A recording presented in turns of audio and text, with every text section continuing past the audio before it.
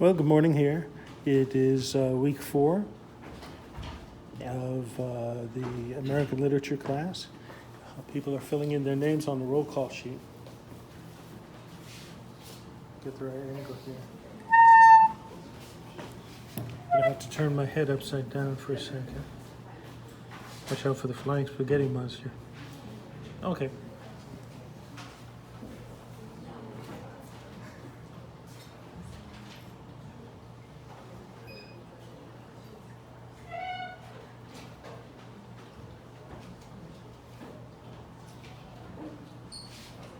Great. Thank you.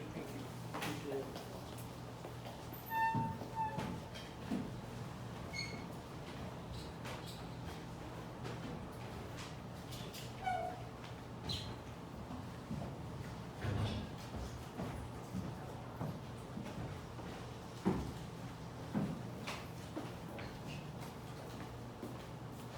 Oh, I thought you were writing Friday for a second.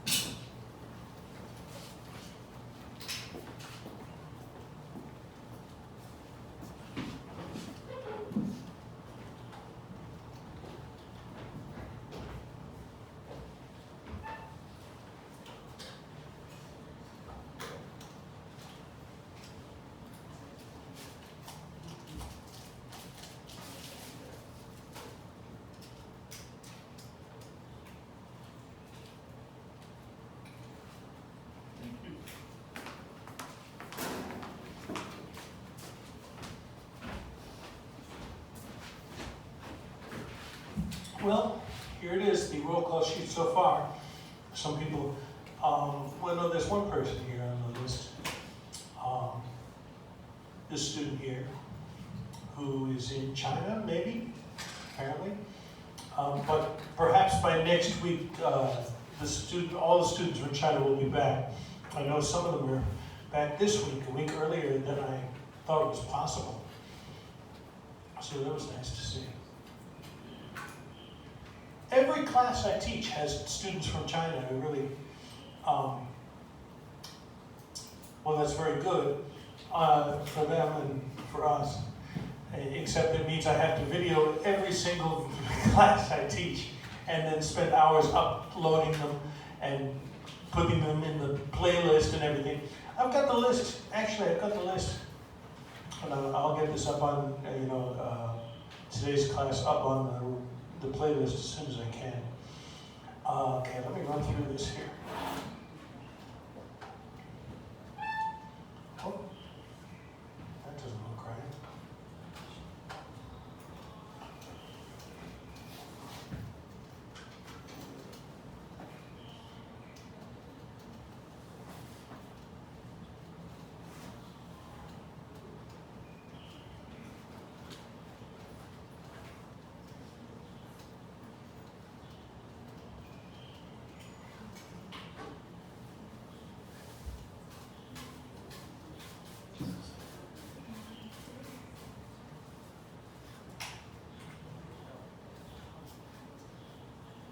That's all I've got right now. Sorry. Yes, 27. you're 27. You look younger. 27. Well, 27 could be anywhere. With an elective class. Number. 27 over here? Yeah. Oh, that's very good. What's your name? Ted. Hmm? Ted. Ted. Okay, I get you now.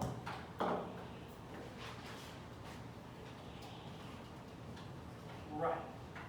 Thank you for telling me. Okay, good. Well, we'll get that. This is American Literature, week 4, and we read last week 2 stories by Herman Melville.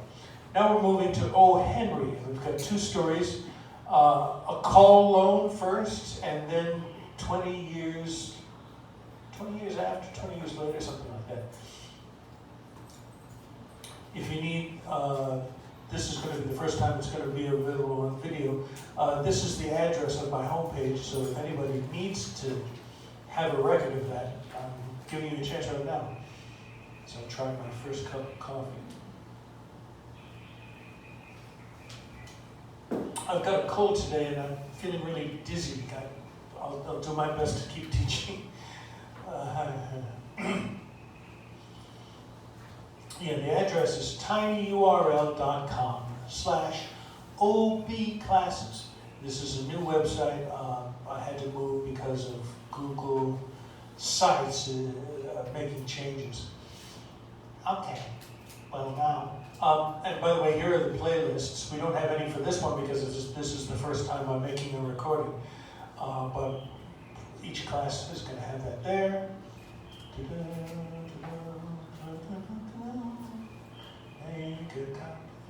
Okay. Now, you can see your class's information under the heading F20 semester, F for fall. I'd rather change that to a small f. It doesn't have a small f in my font. Okay, apparently not. So AMLIT, Classics 1, and AMLIT. Here goes AMLIT. Yeah. Put that there. Put that there. Good. As soon as I can put the hot link for hyperlink, whatever, same difference. Okay, we had no class last week because of the Moon Festival and the Mid-Autumn Festival, which may be the same thing. The Mid-Autumn Festival, which takes place right at the very beginning of autumn. Strange name for it, I think, but it's just my background is different.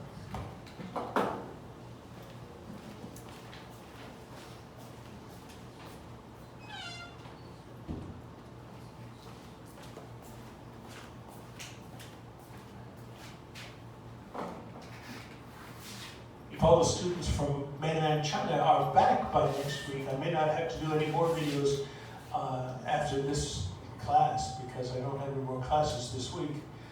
Okay, so here are our stories, a call loan, and after 20 years, not 20 years later. I got the meaning right, but not the specific words. Okay, here's a call loan. I need more caffeine than that.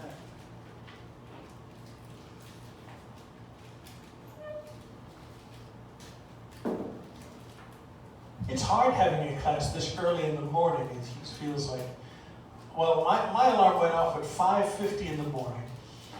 I had to, wake up and get dressed and drive, bless you, for 45 minutes to Dolio, because I live in Jianghua County, Shetou, which is very famous for socks. Congratulations, Shetou. Who cares about socks? Oh well, anyway.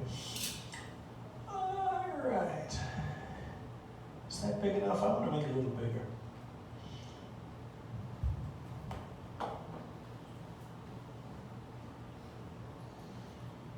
Oh, that's fine. There we go. Back at the top.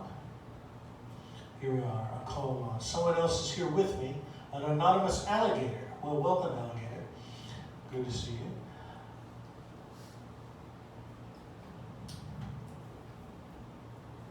I like O. Henry. He's got some good things going for him. His trademark move, his trademark literary choice is to have a short story with a surprising ending. And both of these stories have a surprising ending at the end, typical of O. Henry's writing.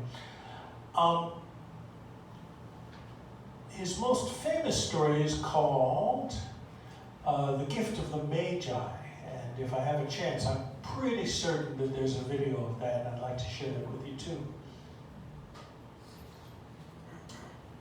As a matter of fact, I'll go farther than that. I would bet real money that there are multiple adaptations of that story online. Ooh, hello! With the tall hair. I like that. That's good.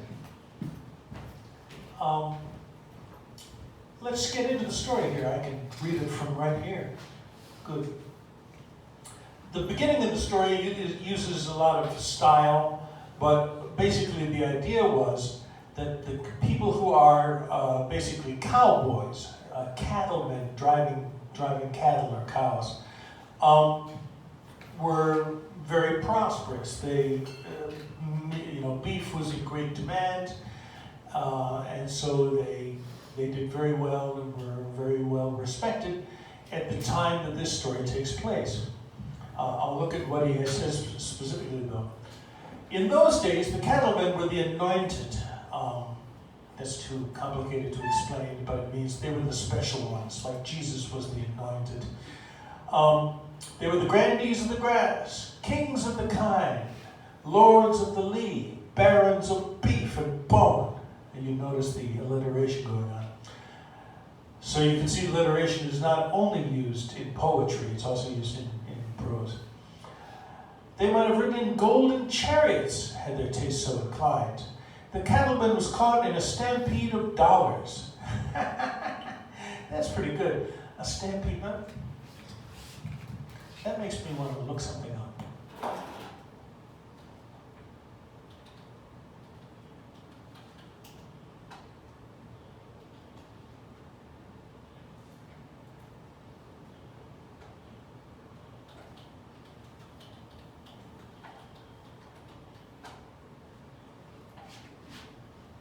Here it is. Here's a stampede. Uncle Scar, will I like the surprise? Simba, it's to die for.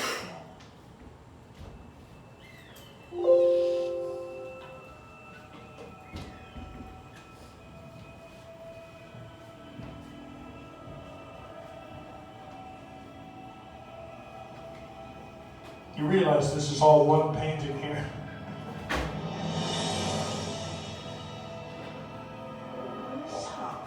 Can't help it. I'm so hungry. I gotta have a one of these. Stay put. Can I just pick off one of the little siblings? No. You wait for the signal from Scar. That's Whoopi Goldberg, by the way.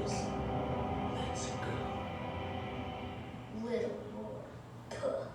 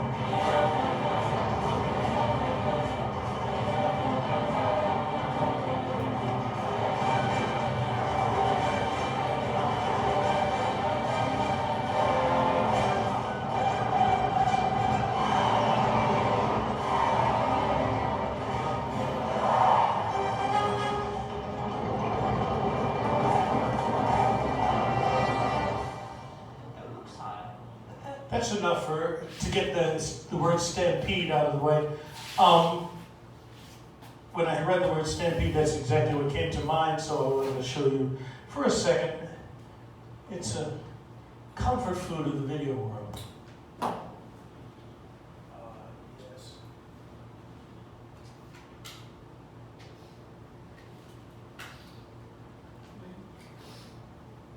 Good. All right. The cattlemen were caught in a stampede of dollars. It seemed to him that he had more money than was decent. This is not a specific him, but just the cattleman in his general way. But when he had bought a watch with precious stones set in the case, so large that they hurt his ribs, and a California saddle with silver nails and Angora skin suaderos, and ordered everybody up to the bar for whiskey, what else was there for him to spend money for? I should mention that the kind of watch that he's talking about is not a wristwatch, but instead a pocket watch, which goes in a little pocket in his vest. That's why it hurts his ribs. He's not like taking a wristwatch and rubbing them on his ribs. Okay.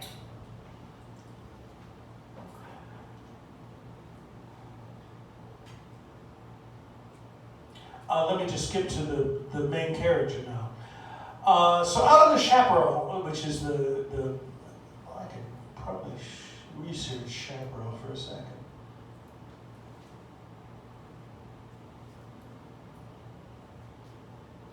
This kind of landscape.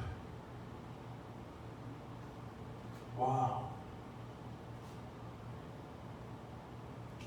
Thank you very much, Google. Okay, out of the chaparral came Long Bill Longley from the Bar Circle Ranch on the Frio, a wife-driven man, to taste the urban joys of success. Something like $500,000 he had. And I gotta mention, again, this is a long time ago, and $1 at that time was, even $1 was considered not a small amount of money. $500,000, I'm sure, is multiple millions of dollars of today's currency.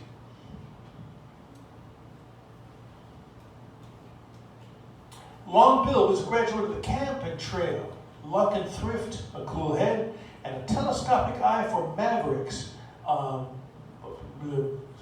Needs a certain kind of misbehaving cow. Had raised him from cowboy to be a cowman.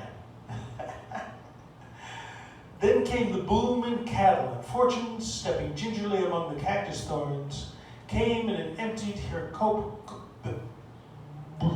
cornucopia at the doorstep of the ranch. So he was rich, and then he became even richer. A cornucopia, in case you're curious to see what it is, looks like this.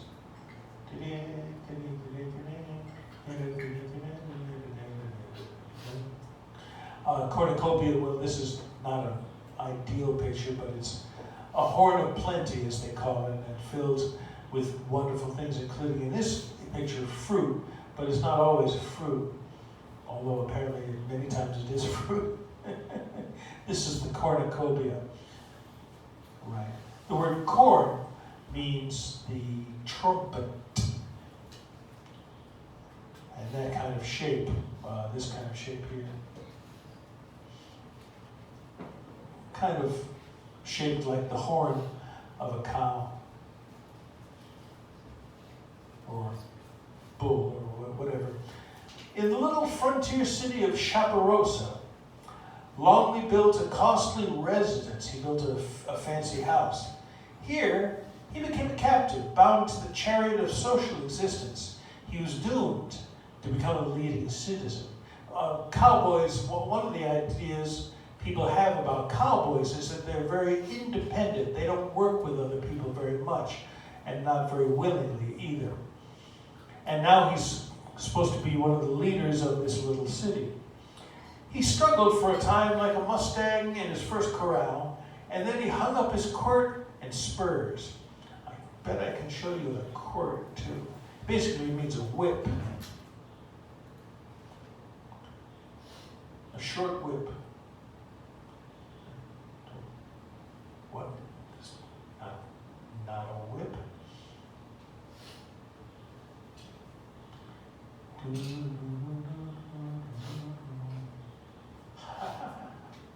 Here are the spurs that a cowboy would wear on his boots to make his horse run faster. Let's see if I can get a better spur. Right. Quirt. This may be a good one. Yeah. Just a short whip to whip the horses or the cows. And the spurs, I was just there a second ago. The spurs go on the boot to make the cow or the horse run faster. Especially the horse, I guess. Good. So you see how he's using lots and lots of cowboy-related terms at the beginning of our story, just to give us the feeling of the old cowboy days. Time hung heavy on his hands. He organized the first national bank of Chaparosa and was elected its president.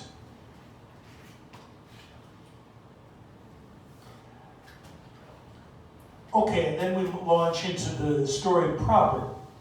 Okay, one day, a dyspeptic man, meaning someone with stomach problems, wearing double magnifying glasses, inserted an official-looking card between the bars of the cashier's window of the First National Bank.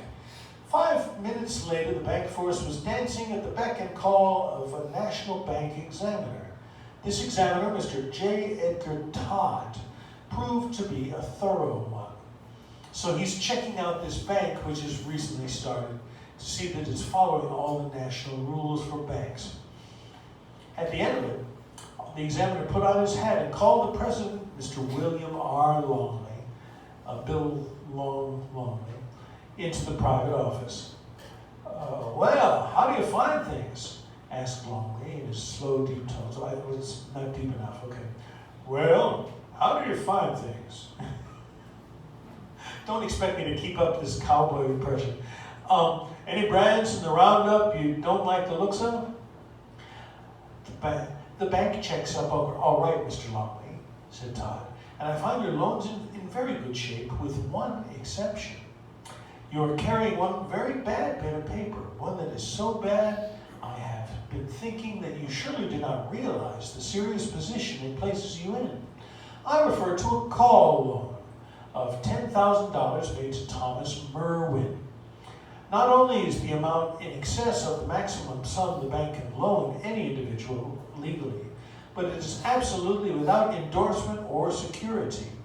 Thus, you have doubly violated the national banking laws and have laid yourself open to criminal prosecution by the United States government. A report of the matter to the controller of the currency, which I am bound to make, would, I am sure, result in the matter being turned over to the Department of Justice, the legal department, for action. You see what a serious thing it is. So it sounds like Bill Longley, the bank president and ex-cowboy, is really in trouble because of this one loan of $10,000, which is plenty of money.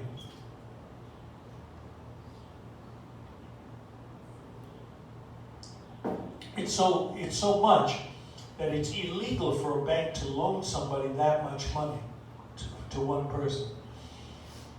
Maybe to a business, but not to a single individual. Okay. Bill Longley was leaning his lengthy, slowly moving frame back in his swivel chair. His hands were clasped behind his head, and he turned a little to look the examiner in the face.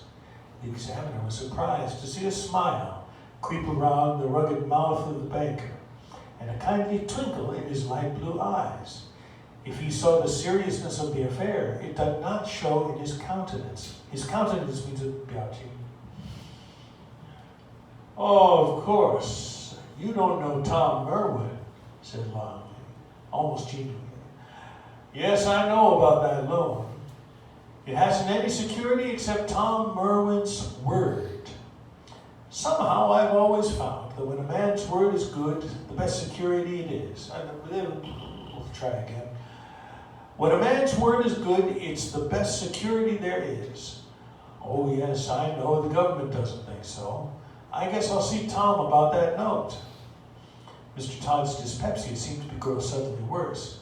He looked at the chaparral banker through his double magnifying glasses in amazement. You see, said Longley, easily explaining the thing away, Tom herd a 2,000 head of 2-year-olds. That doesn't mean children, but instead cows. Down near Rocky Ford on the Rio Grande. They could be had for $8 a head. I reckon it was one of old Leandro Garcia's outfit that he'd smuggled over, and he wanted to make a quick turn on them. Those cattle are worth $15 on the hoof, in Kansas City.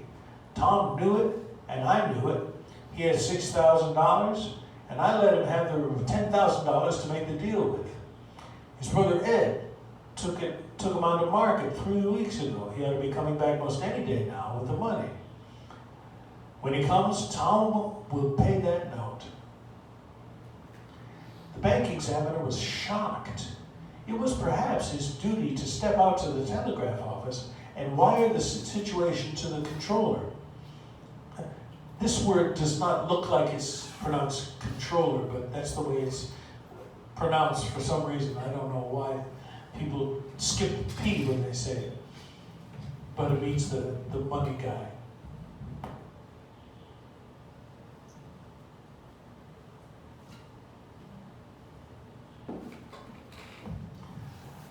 He should have wired the controller, but he did not.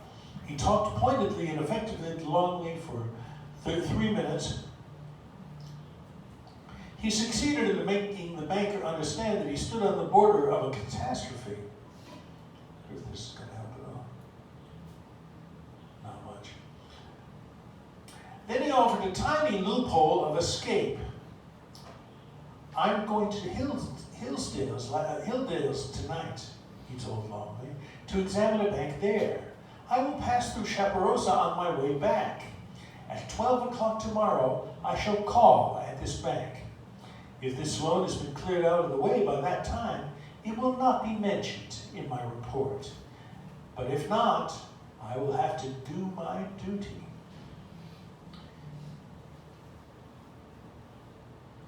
So he's got a chance. He's got approximately 1 day to get rid of that loan and get it out of the bank,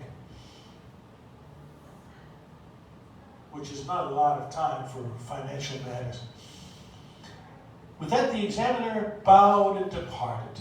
The president of the First National lounged in his chair half an hour longer. Then he lit a mild cigar and went over to Tom Merwin's house. Merwin, a ranchman in brown duck. I think that means the color of his clothing. With a contemplative eye, sat with his feet upon a table, plating a rawhide quirt, which we've looked at already. Tom, said Longley, leaning against the table, you heard anything from Ed yet? Not yet, said Merwin, continuing his plating. I guess Ed will be along back now in a few days. There was a bank examiner, says Longley, nosing about our place today, and he bucked aside about that note of yours. You and I know, I know it's all right. But the thing is against the banking laws. I was pretty sure you'd have paid it off before the bank was examined again, but the son of a gun slipped in on us, Tom. And now I'm short of cash myself just now, or I'd let you have the money to take it up with. I got to 12 o'clock tomorrow, and then I got to show the cash in place of that note, or what, Bill? Asked Merwin as Longley hesitated. Well, I suppose it means be jumped up with both of Uncle Sam's feet. Have you heard the phrase Uncle Sam? Apparently not. Uncle Sam is the kind of character who represents the United States. I'm sure you've seen the poster. Or some version of it.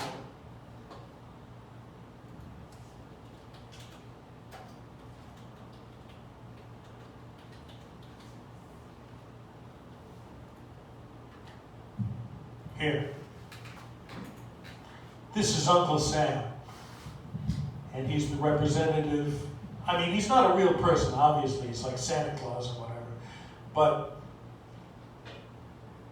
it's the representative kind of a logo for the United States. I'm going to go over there and pick up this one's. This one's using.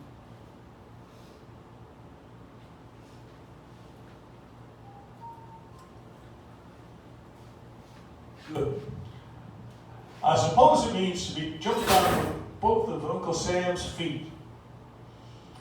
Well, I'll I'll try to raise the money for you on time, said Merwin, interested in his plating. Oh, plating, in case you don't know plating. I don't understand plating. Let's see. Can I get something good here? Basically, it means braiding. Most often hair, such as this. This is a woman with a hand with her hair in a plait. P-L-A-I-T. Okay, anyway, just to put that up. You can, by the way, do this too when you're reading. You just explore and find the right picture. All right, Tom, continued Longley as he turned toward the door. I knew you would if you could. Merwin threw the whip down and went to the only other bank in town, a private one, run by Cooper and Craig. Cooper, he said to the partner by that name, I've got to have $10,000 today or tomorrow. I've got a house try again. I've got a house and a lot there that's worth about $6,000, and that's all the actual collateral, but I got a cattle deal on that. No, I've got a cattle deal on. It's sure to bring me in much more than that much profit within a few days. Cooper began to cough. Now, for God's sake, don't say no, said Merwin. I owe that money on a call loan. It's been called. And the man there that's called it is a man I've laid on the same blanket in with the man that called it is a man I've laid on the same blanket with in cow camps and ranger camps for 10 years. He can call anything I've got. He can call the blood out of my veins and it'll come. He's got to have the money. He's in a devil of a, well, he needs the money. And I've got to get it for him. You know, my word's good, Cooper. No doubt about it, answered Cooper urbanely. But I'm a partner, you know. I'm not free in making loans. And even if you had the best security in your hands, Merwin, we couldn't accommodate you in less than a week. We're just making a shipment of $15,000 to the Meyer brothers in Rockdale, to buy cotton with. It goes down on the narrow gauge tonight. That leaves our cash quite short at present. Sorry we can't arrange it for you. Well, Merwin went back to his little bare office and played it at his quirt again. About 4 o'clock in the afternoon, he went to the First National Bank and leaned over the railing of Longley's desk. I'll try to get that money for you tonight.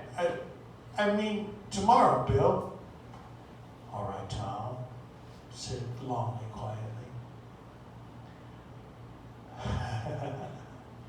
Getting close to the end already, wow.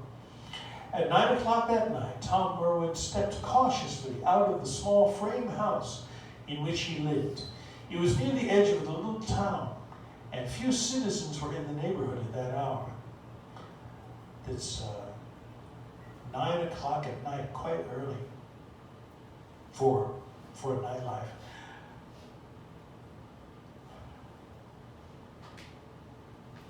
Excuse me. Merwin wore 2 6-shooters and a belt and a slouch hat. You know, I want to look and see what a slouch hat looks like. I've heard about it so many times.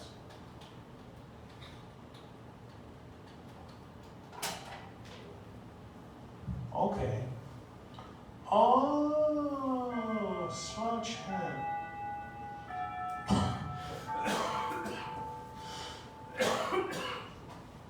Apparently a slouch hat is one of these, it's like a cowboy hat,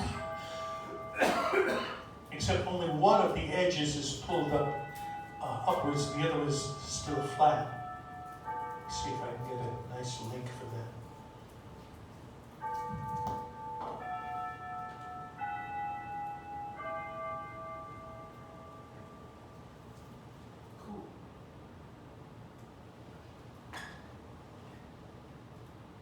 Great. Now it's time for a break. It's a pretty good place at the end of page 7. Before the exciting scene. Oh. So take a little break.